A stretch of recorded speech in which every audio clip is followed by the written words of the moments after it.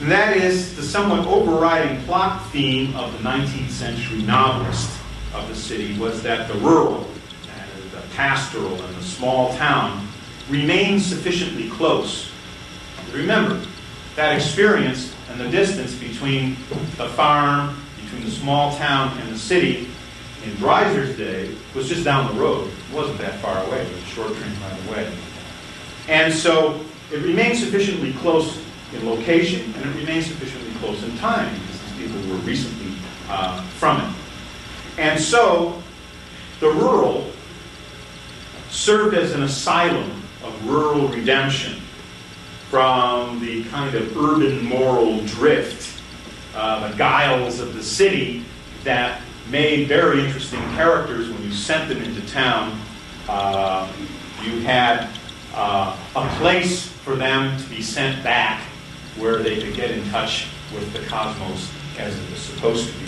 So not untypically in many a novel, and indeed even many early films, like a very hard to get film is Murnau's Sunrise, you have the young, erstwhile farm boy or farm girl repeating essentially the tale of the prodigal son. Going to town, blowing the family fortune, or losing. In 1889, he supposedly is on a train ride to Chicago on which he observed a girl on the train who's much like Carrie Niebuhr of his novel. Carrie's from Columbia City, Wisconsin. And thinking of his own sister, Emma, he had several sisters, he decided to model his heroine, Carrie, on Emma. And hence the name Sister Carrie, who for a while I thought was a nun that decided to go to Chicago or something like that. Sister Carrie is actually a sister. And Emma, the sister on whom he models this, had experiences much like Carrie Niebuhr. She had run off with a married man, and the married man had even absconded with a large amount of money. Not as large as Hurstwood does in Sister Carrie. Nevertheless, the kind of isomorphism of these two lives is inescapable. And Carrie's journey through two great cities, that's Chicago and then New York, allows Dreiser to explore, even as he's discovering in his own life, he's kind of simultaneously going along with this, the moral dilemmas posed by the city. And one of those moral dilemmas, of course, and it shows through very, very strongly in Dreiser's novels, is the materialism. The materialism is what concerned him most. He was somewhat of an idealist in the city. He really didn't expect this kind of cowboy capitalism of the late 19th century city was going to pit people against each other so much. It was going to result in these social disparities that he talked about in his dream, that this kind of Darwinism was going to obtain in the city. And of course, in later years, he became very much the social reformer, writing on such things that he was even a communist. He also builds in the predominance of secondary kinds of relationships and associations. That is, what he builds in is that in the city, as opposed to the small town and the rural area, most of the people that we encounter are people we know by secondary association. We don't know their name, we don't know much of their biography, but we know their role. Cop. In the small town, it's Officer Jones, or Sheriff so-and-so. In the city, it's the cop. Okay. We know people by categories, by occupations, and increasingly we know people by their uniforms, by the way they dress. Business suit, not a business suit, university type with leather patches on his elbows, what have you. We know some people who comport themselves in these ways because they want to put on the affect of different kinds of roles. And so what this creates is a certain level of anonymity and also a certain level of dual personality that one can affect. The accountant who on the weekend becomes a leather biker is possible in the city. In a small town, he's either a joke or something terrible going to happen to him. This secondary association contrasts very heavily with the primary associations. And those primary associations are important in the non-urban way of life because they are the primary social sanctions that govern, that keep the mucilage of the society together. That is, we don't do things because people know exactly who we are when we do something wrong. In the city, we don't do something wrong oftentimes because we don't want to get caught. Okay, but it's not because we're going to disappoint our school teacher. We don't remember many of our school teachers. We didn't go up through one-room schoolhouses where we had the same teacher for 8th grade, things of that sort.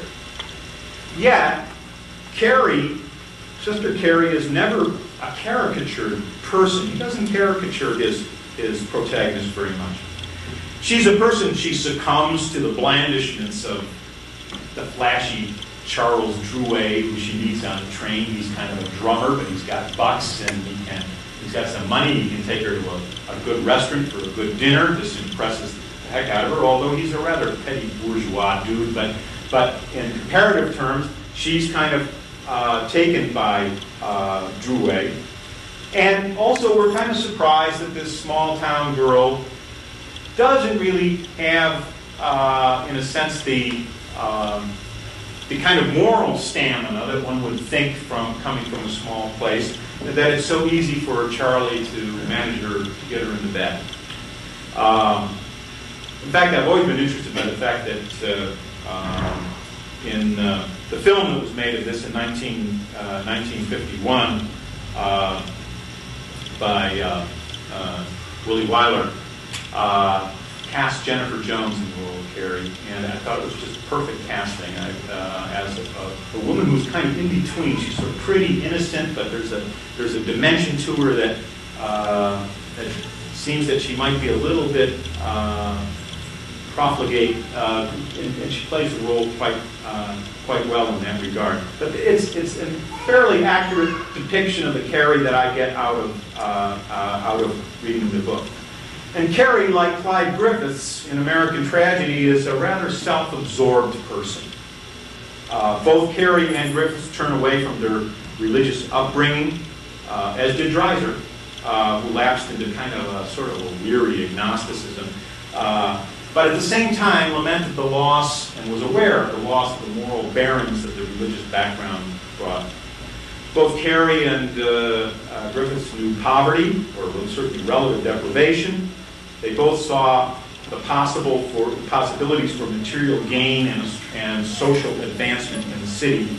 And, of course, what Dreiser does with them is they both end up tragic figures, each in their own way, of inner defeat. Carrie has assisted, at least, in the downfall of Hurstwood, the guy that she runs off with from New York, from Chicago. Hurstwood, who free falls from the somewhat, at the time, exalted maitre d'-ship of a pricey Chicago restaurant, and leaves with $10,000. Now, there's kind of an interesting thing that Dreiser does here with this. Hurstwood, if you'll remember, was going to put some money in the safe of this restaurant, Fitzgerald Restaurant in Chicago, that he managed and worked for, $10,000. And it's a time-locked safe, and for some reason he goofs up, and he hasn't put the money in, and the door on the safe shuts. And this is very Dreiserian. There's a moment in which the possibility that the $10,000 has in terms of clothing and travel and good food and all that sort of thing, and whatever kinds of moral restraint or other kinds of things that are operating there come together in a very poignant moment. And it's almost like he doesn't, it's like the accident happened. In fact, Hurstwood says, almost muses that maybe there's a reason why this door is shut.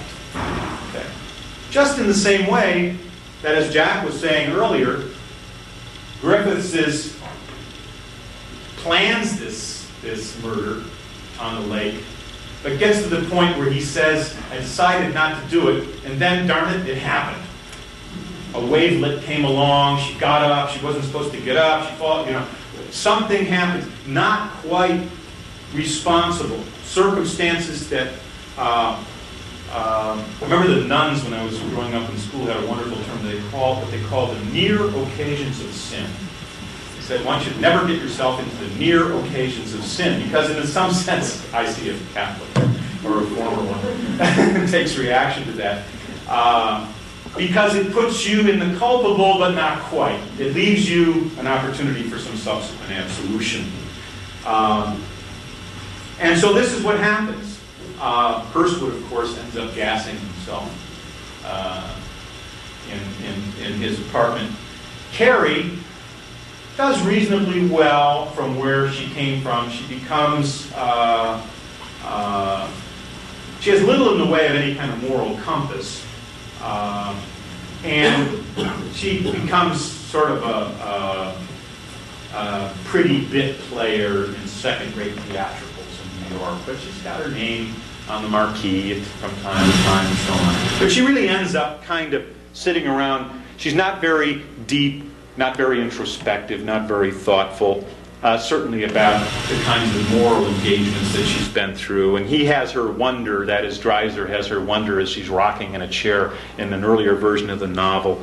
And she's just talking to herself about, oh, the tangle of urban life. It's kind of a sappy. Dreiser wasn't really a belletristic writer. He was revulsion against this in the 1930s by the regionalists, particularly Grant Wood and Thomas Hart Benton, who said, what's all this fuss about the city? I mean, the guts of America is really in the small towns. That's where the soul of America is. And in many respects, this was a little bit too late. They wrote manifestos against city life and city arts. But they, in a sense, were confirming the idea that there were still people around who said the real America gets lost when you go to town. Okay, the real America is on the farm and it's in the small town. As to the novel, the city continues to create a fascinating menagerie of people and a whole set of new kinds of conflicts that attract novelists, but not with so much with the Dreiser kind of interest in what it kind of means and what its kind of paradigmatic form is. It's just a terrific set. It is still the greatest show on earth and the place where most of the attention is. And the reason may be that we might not see another Dreiser or someone who approaches the city in that way is because it isn't that city anymore. The concerns, as I said at the beginning, are still there. They seem to have a tremendous resilience. But the city, the millennial city that will turn, is in the era of the global village. And even that the city in the United States had become dominant in population numbers in 1920. In 1994, the World Health Organization announced that at the worldwide level, there are more people now who live in cities than live in the countryside. The world has tipped over to a majority of people who are urban in location and occupation. So when we look at it, Dreiser's city was a place to escape to, or a place to be lured to. The contemporary city, to some extent, has become a place almost too impossible to escape from. It is, in a sense, the status quo. It is what the farm was and what the small town was. And the people who are in it are more of it. They are born and bred to it. They're not going to come to it with that kind of innocence that Clyde Griffiths and Carrie Niebuhr came to it. Although there certainly are those who are still coming from rural areas, but not so much within our own nation. One book, however, that kind of, as I was trying to think about how to get out of this thought, that came to my mind, and who was writing about novelizing about cities today. It's not a terrific book, but it's Tom Wolfe's book, The Bonfire of the Vanities. The book didn't do great with critical acclaim, and the movie was just awful. Partly because it wasn't even faithful to the book.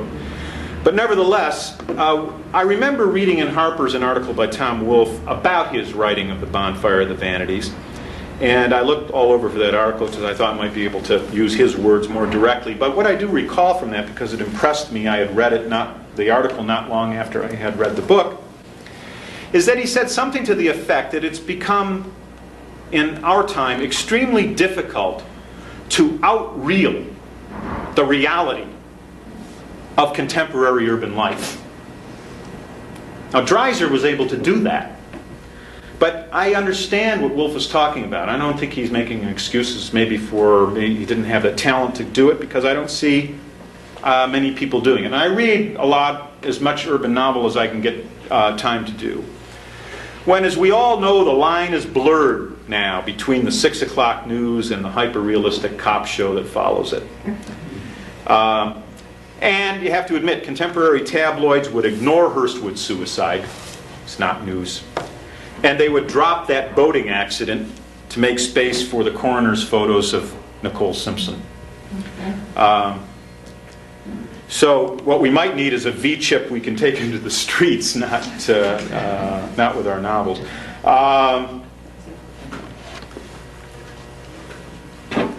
Wolfe's protagonist, I'll just take a minute on this. He's a Wall Street self-described master of the universe, he calls himself, if you remember from reading that. He's a player. He's not a greenhorn. Arrogant, confident, and he can afford the goodies that a master deserves. At a minimum, an expensive Mercedes, a really expensive condominium on the Upper East Side, and a steamy mistress. But the city of today is even, and this is what I like what Wolfe does with this, even though this is not a book to match Sister Carrie, I like what he does with this. The city turns out to be too complex, too full of pitfalls, too ready to pull you down if you think you're its master. It has no mercy for those who make a wrong turn, which is quite the Dreiserian thing that Wolfe's protagonist does. He makes a wrong turn off the Bronx Expressway into the bowels of the Bronx. Just one wrong turn in his golden, munificent city on a hill becomes his worst nightmare. And I like it that way. I like the novel that way.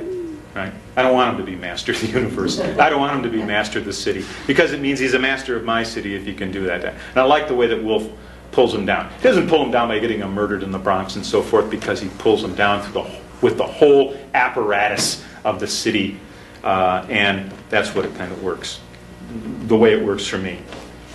So I don't know who the candidates are for the urban novelist of the city of the new century and the new millennium, but whoever he or she is, they're going to have to maybe try to be even better than Theodore Dreiser. Okay, thank you.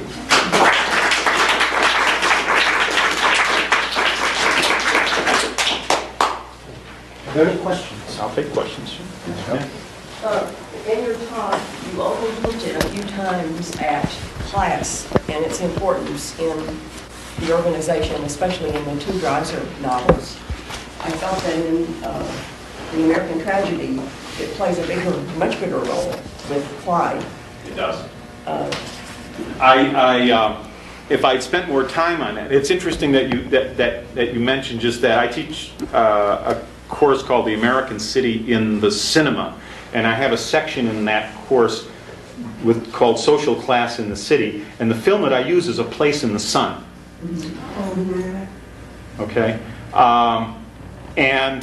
Because I really feel very, very strongly that that is, in a sense, the central dramatic spine of that. And yeah, I think I kind of, well, I didn't avoid it. I was spending more time with Sister Carrie, obviously, than I was spending with American Tragedy on this.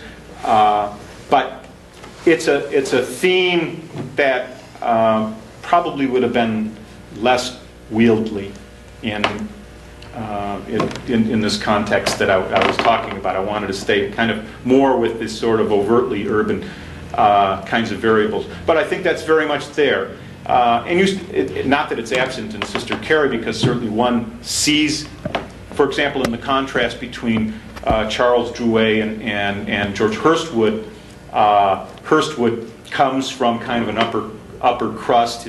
His wife is wealthy. They live in the better part of town. And in fact, Dreiser goes at pains to describe the difference between their clothes.